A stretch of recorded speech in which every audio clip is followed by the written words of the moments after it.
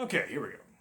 So, today I'm just gonna quickly unbox this, which is Transformer Kingdom Warfare Cybertron Trilogy Cheetor figure.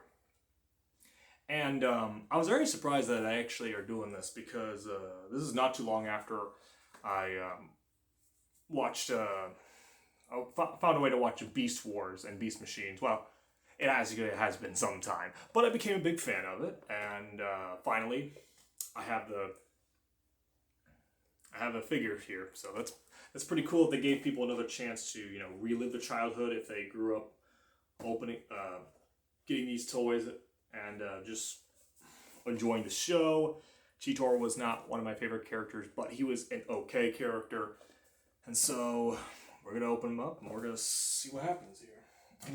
May do two different videos. One where it's just an overlook of how exactly he looks unfolded, and then I might actually transform him and then just give like a quick overview of how he is transformed. So yeah, I was a big fan of Transformers Beast Wars. I thought that was kind of my introduction to really get into it. I really liked the 3D models. I know everyone is like, oh, early 3D models are not that good. Well, it was a process. Speaking of processes, this is a process. Okay, why would you... So what they did is they made the tape, like, kind of hard to get through. Ah. There we go. Found that out. That's nice. But yeah, I really liked Beast Wars. I thought it was one of my favorite series of Transformers. I haven't watched all the Transformers. I watched a decent amount, I think. The harder to get out. Ooh! Oh, I haven't gotten these in forever. I used to get a couple Transformer toys when I was a kid, but when I was a kid, I didn't really focus in on this. But yeah. Oh man. I remember the old Transformers had catalog. There goes the scissors.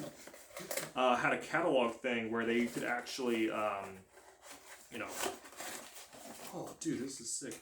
Had a catalog thing where they would show you the other toys that are being sold at this time. Now, that's the weird thing about this toy, though, is that it's only showing Cheetor on the back and the fact that you can transform him and whatnot, and not any preview stuff at all, as you can see, as to what the other guys are.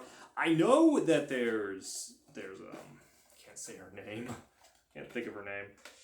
The Spider Lady. Oh, I feel so bad. People are gonna probably say, why can't you remember that? Spider Lady, I know she's in there. There's some T-Rex bone dude. There's I think some guy that transforms into a tank. I know Optimus Prime is in here.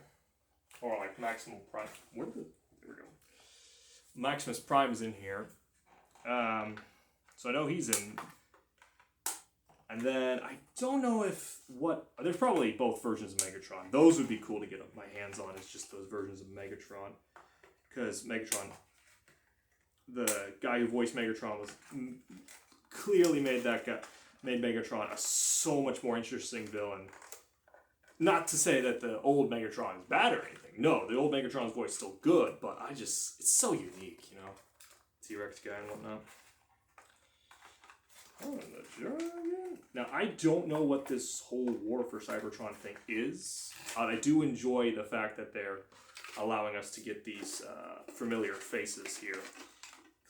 Characters similar to that of what we used to watch. So, let's see how exactly this works. Now, knowing Transformers toys, the fact that they have to transform, obviously they're going to have a lot of movement. So this was 20-ish bucks at a Walmart.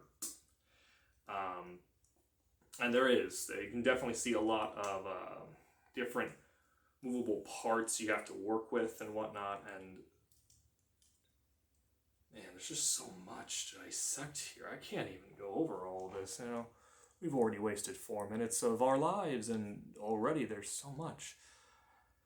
It's like there's another joint that can move every single where you look, and which is what you want in a Transformers toy.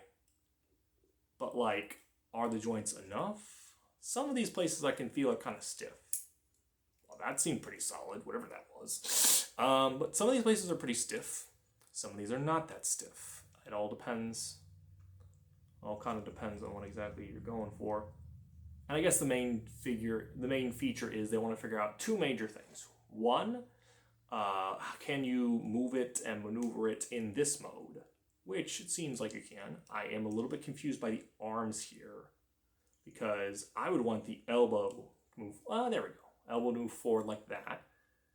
Yeah, so he can, like, move his arm like that. I don't know why they had it pre-packaged to where it was differently shaped. That's just weird.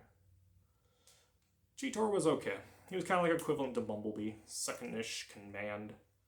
Well, kind of. I always felt like Rhinox was second-ish command.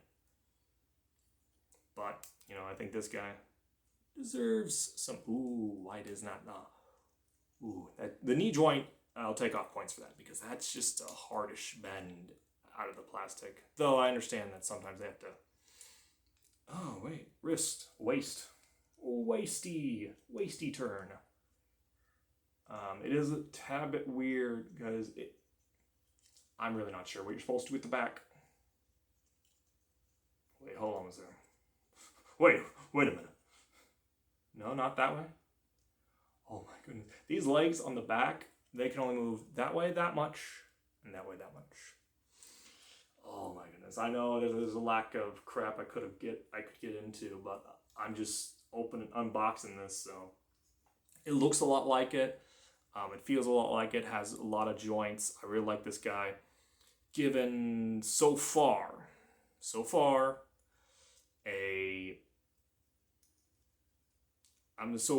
giving him a decent 8 out of 10.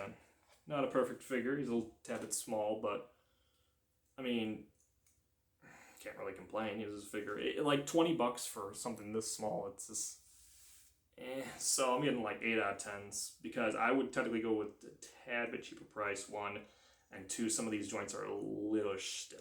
So I'm going to go ahead and figure out how to transform him, and then I'm going to take a second part to just show how exactly that works, because this works pretty decently. It's a little stiff, but all right. So see you back in a moment.